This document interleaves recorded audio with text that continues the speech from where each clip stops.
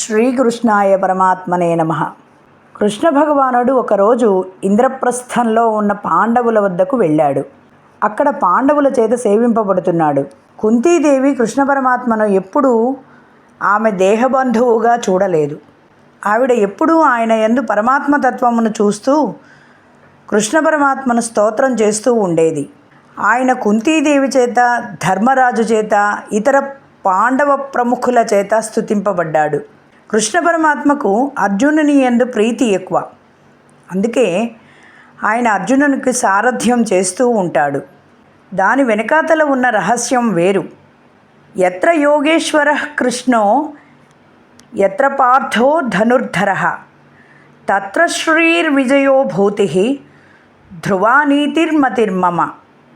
ఎక్కడైతే మన జీవన రథమును నడపడానికి చోదకునిగా, సారథిగా శ్రీకృష్ణ పరమాత్మ ఉంటారో అక్కడ మన వెనకాతల కూర్చొని మన రథమును ఆయన నడిపిస్తున్నారని నమ్మి ఆయనకు పగ్గాలు అప్పచెపితే వారికి జీవితంలో విజయము తప్ప అపజయము ఉండదు. ఎప్పుడూ కృష్ణ పరమాత్మ అర్జునుని రథమునకు సారథ్యం చేస్తూ ఉంటారు. అటువంటి మహానుభావుడు ఇంద్రప్రస్థమును చేరిన తర్వాత ఒకరోజు అర్జునునితో కలిసి వేటకు బయలుదేరి వెళ్ళారు. అనేకమైన మృగములను వేటాడి అలసిపోయి దాహం వేసింది కాబోలు యమునా నదిలో నీటిని దోసిళ్లతో తీసుకుని త్రాగి ఒడ్డున కూర్చున్నారు. వేటాడిన మృగములన్నింటినీ ఇంద్రప్రస్థమునకు పంపించారు. వారిద్దరూ మాట్లాడుకుంటూ ఉండగా యమునా నదిలో నుండి ఒక స్త్రీ బయటకు వచ్చింది. ఆవిడ నిండు యవ్వనములో ఉంది, మహా సౌందర్యవతి. ఆవిడ ఒడ్డున తిరుగుతుంటే అర్జునుడు వెళ్ళి పలకరించాడు. అమ్మా, నీవు చాలా అందగత్తెవి, మంచి యవ్వనములో ఉన్నావు. నీ ప్రవర్తన చూస్తుంటే నీవు వివాహమునందు ఆసక్తి కుదురుకున్న దానిలాగా ఉన్నావు. కాబట్టి నీవు ఎవరిని వలచి ఈ ప్రాంతమునందు తిరుగుతున్నావో తెలియజేయవలసింది అని అడిగారు. అప్పుడు ఆవిడ ఒక చిత్రమైన జవాబు చెప్పింది. నేను సూర్యనారాయణమూర్తి కుమార్తెను. నన్ను కాళింది అని పిలుస్తారు. యమునా నదిలో ఉంటూ ఉంటాను. నేను జన్మించినప్పుడు నా తండ్రి ఒక మాట చెప్పాడు. యమునా నది ఒడ్డున ఒకరోజు కృష్ణ పరమాత్మ దాహం తీర్చుకోవడానికి వస్తారు.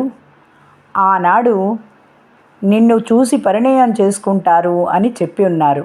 అందుచేత నేను కృష్ణుడిని భర్తగా పొందడానికి ఈ ఒడ్డున తిరుగుతున్నాను అని చెప్పింది. అర్జునుడు కృష్ణ భగవానుని చూపించి ఆమెను ఇంద్రప్రస్థమునకు పంపుతాడు. తర్వాత కృష్ణ పరమాత్మ ఆమెను ద్వారకకు తీసుకువెళ్ళి అక్కడ కాళిందిని వివాహం చేసుకుంటాడు. అలా ఇప్పటికి కృష్ణునికి 4 భార్యలు అయ్యారు. రుక్మిణి, సత్యభామ, జాంబవతి, కాళింది. తరువాత ఒకసారి కృష్ణ పరమాత్మ ఖాండవవనమును దహించడం కోసం అర్జునుని వెంట తీసుకువెడతాడు. ఖాండవవన దహనం అయిన తర్వాత అగ్నిహోత్రుడు సంతోషించి గాంధీవమును, అక్షయబాణ తుణీరములను అర్జునుడికి బహూకరిస్తాడు.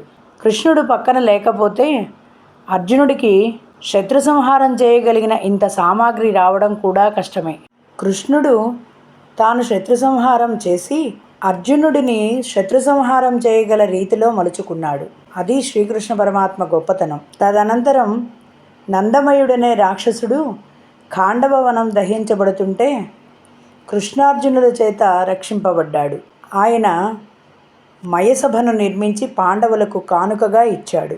అవంతి రాజ్యమును విందానువిందులు అనబడేవారు పరిపాలిస్తూ ఉండేవారు.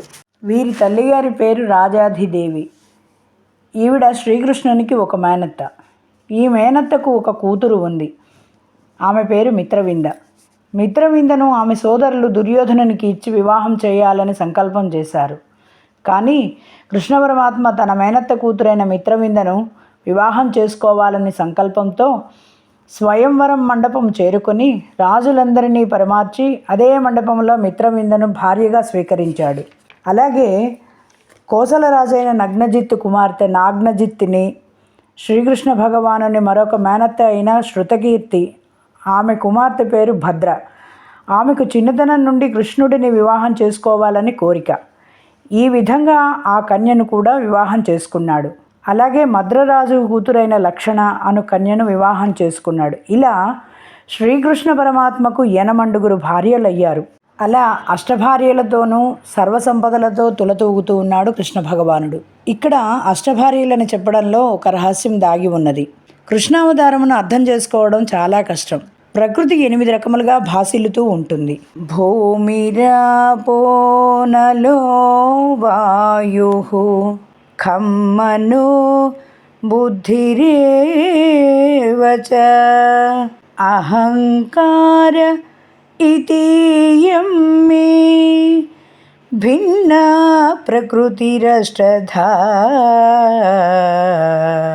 అవే పృథివీ, ఆపస్, తేజో, వాయు, ఆకాశములనబడే పంచభూతములు.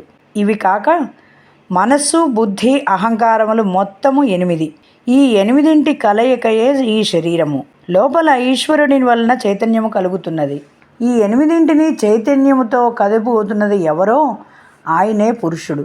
ఇది కృష్ణునికి 8 మంది భార్యలు అనటంలో రహస్యము. జ్ఞానస్థాయిలో దర్శనం చేసిన వారికి మాత్రమే ఈ విషయము తెలుస్తుంది. అందుకనే భాగవతమును 2 రకములుగా వినాలి అని చెబుతారు. అర్థమైన చోట జ్ఞానిగా వినాలి, అర్థం కాని చోట భక్తునిగా వినాలి అంటారు.